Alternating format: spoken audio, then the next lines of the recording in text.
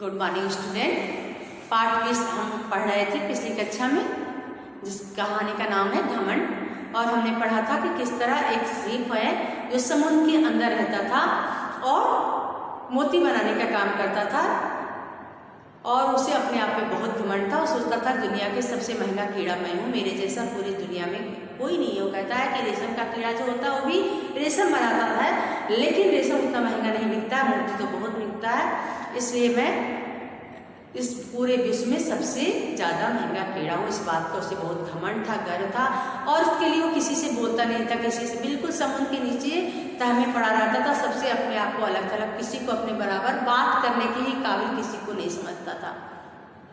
एक दिन क्या होता, समुद्र में ज्वार भाटा आता है और समुद्र की लहरें उसे ऊपर उठा के बाहर सतह पर लाके फेंकती हैं। फिर दूसरी लहरें आती हैं, उसको बहुत दूर, थोड़ा सा सतह से दूर फेंक देती हैं। वहाँ जाके ऊपर जाता, खुद से चल के तो समुद्र में आ नहीं सकता है। बार बार समुद्र की लहरें जाती हैं, उतनी दूर उसको पानी छूती हैं, फिर अंदर चली जाती है, लेकिन उसको समेट के, उसको पकड़, उसके साथ बहकर वो समुद्र के अंदर नहीं आता है, वहीं पड़ा रहता है। बाहर पेड़ पर एक कौवा बैठा रहता है, बार बार उसको देखता है, कह रही हो तो बहुत परेशान, अंदर नहीं जा सकता है, तो उसके पास जाता है, उसको अपनी चोंच से ठक ठक करता है, उसको बुलाता है, कहता है कि कौन अंदर है, बाहर आ। लेकिन सीप का कीड़ा तो बहुत ही घमंडी था। वो कहता है कि कौन मुझे परेशान कर रहा है, कौन शैतान मुझे परेशान कर रहा है। तो कहता है कि मैं शैतान नहीं हूँ, मैं कौवा हूँ, मैं आपसे बातचीत करना चाहता हूँ। कहता है कि मैं फालतू नहीं हूँ जो सबसे बातचीत करता रहूँ, मैं बहुत महान काम कर रहा हूँ, बड़ा काम कर रहा हूँ, मैं अंदर एक मोती बना रहा हूँ। तो कौवा कहता है मैं भी फालतू नहीं हूँ, मैं बस आपसे बातचीत करना चाहता हूँ, समुद्र के बारे में जानना चाहता हूँ।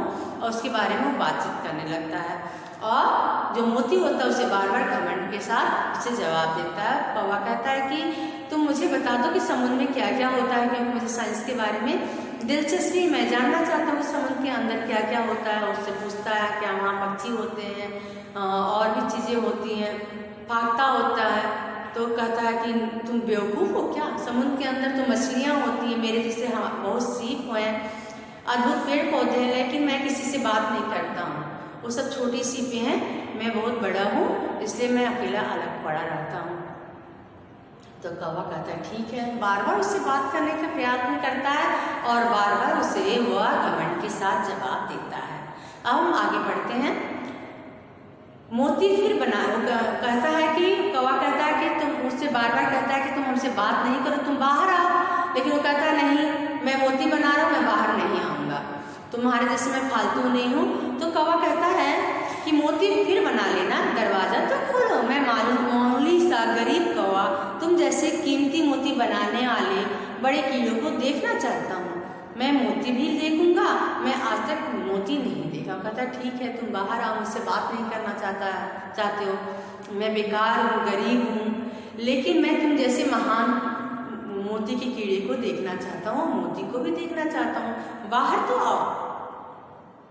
एक बार कह दिया कि दरवाज़ा नहीं खुल सकता। मोती कहता है कि मैंने एक बार कह दिया ना, दरवाज़ा नहीं खुलेगा, अगर तुम खुद को सयाना समझते हो तो दरवाज़ा खुद ही खोल लो। कहता खोलो दरवाज़ा, बहुत सयाना और चालाक समझते हो।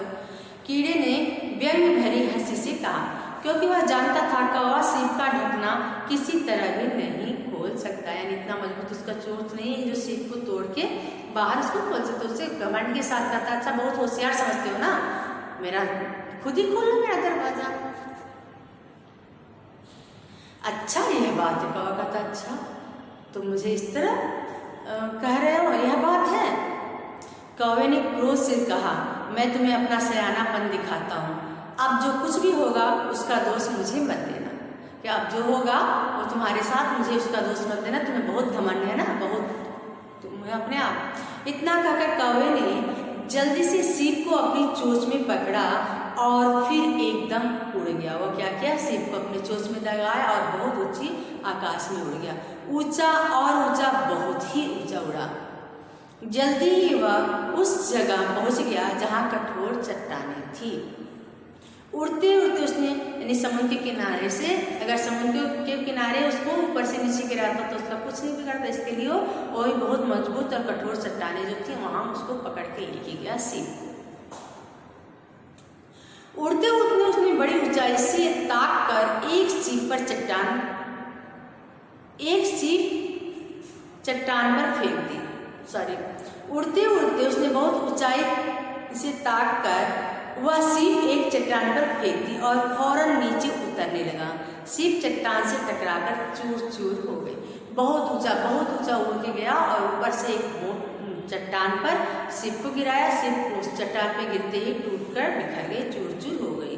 कीड़े का जो सीप खोखला था, मजबूत, जिसमें वो बैठा वो तो सोच रहा था मेरा कोई कुछ नहीं बिगाड़ सकता है, और टूट चुका था। कौवे ने सबसे पहले तो कौवा फिर उसके पास आया। कौवे ने सबसे पहले तो जल्दी से मोती बनाने वाले कीड़े को अपनी चोंच में दाया, जल्दी से पकड़ा कि कहीं भाग न जाए, और फिर एक झटके में के साथ उसे निकल गया, यानी कीड़े को खा। उसके बाद मोती को देखा तो लुढ़कता हुआ जमीन की ओर जा रहा था। उसके देखते देखते मोती चट्टान से लुढ़क कर गड़ाप से गाय के गोबर में जाकर धंस गया, यानी जो इतना कीमती मोती था पोल से निकलते ही जाके गोबर में जाके गिर गया, वो भी बेकार हो गया। कौवा खूबसूरत तथा कीमती मोती का यह अंजाम देखकर मजे से कांव कांव करता हुआ फिर से हवा में ऊंचा और ऊंचा उड़ने लगा। और कौवा ने देखा, उसने तो पहले कीड़े को खा लिया, वो समाप्त हो गया, मोती भी बर्बाद है। उसने देखा कि मोती का इतना बुरा हाल हो गया बाहर निकलते, और वह ऊपर जाकर कांव कांव करते हुए मजे से रहने लगा। यानी हमें किसी चीज़ के लिए घमंड नहीं करना चाहिए। जब कौवा उसकी मदद के लिए आया था तो मोती अगर घमंड नहीं करता, कहता, उससे रिक्वेस्ट करता कि मैं यहाँ हूँ, और उसको समुद्र के बारे में बता देता जो उससे बातचीत कर रहा था, और उससे कहता कि हमको समुद्र के अंदर डाल दो, तो कौवा क्या करता, उसको अपनी चोंच में दबाता और उड़ते उड़ते जाके समुद्र में डाल देता। लेकिन उससे घमंड से उसने बात की, तो उसने क्या किया, अपने चोंच में दबाया और दबाकर उड़ा, उड़ते उड़ते बहुत आकाश में गया, और क्या किया, उसको चट्टान पे डाल दिया। जब चट्टान पे डाल दिया तो क्या हुआ, सीप का अंजाम आपने देखा, ये सीप बिल्कुल टूट के बिखर गई। जब उसमें से बिखरा तो कौवा उस सीप के कीड़े को खुद खा लिया, और जो मोती, इतने कीमती मोती बना रहा था, जिसको कह रहा था बहुत महंगा है, उसका भी उस घमंड की वजह से, अगर वो घमंड नहीं करता, सीप उसमें से मोती निकलता, कोई उसको पाता और उसको महंगे दाम में बाजार में बेचता, कोई उसको कान में, कोई गले में सांड से लटका कर घूमता, पहनकर घूमता। लेकिन घमंड के कार्य उस सीप के कीड़े का और सीप में रखे मोती का भी बहुत बुरा अंजाम हुआ। इस तरह हमने इस कहानी को पढ़ा। अब पाठ में आए जो प्रश्न उत्तर है उसको पढ़ लेते हैं। शब्दार्थ है, नाच, अभिमान, जबरदस्त, बलवान, बावजूद, अतिरिक्त, बेबसी, मजबूरी, शैतान, दुष्ट, सयाना, चतुर, शान, गौरव, फाक्ता, पंडुक, दर्जा, श्रेणी, नफरत, घृणा, बेशक, निसंदेह, गड़ाप से, झट से, अंजाम, परिणाम।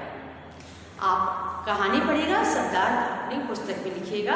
अगली कक्षा में पाठ में आए जो अन्य प्रश्न है, मौखिक प्रश्न है, प्रश्न उत्तर है, उसको हम पढ़ेंगे। धन्यवाद।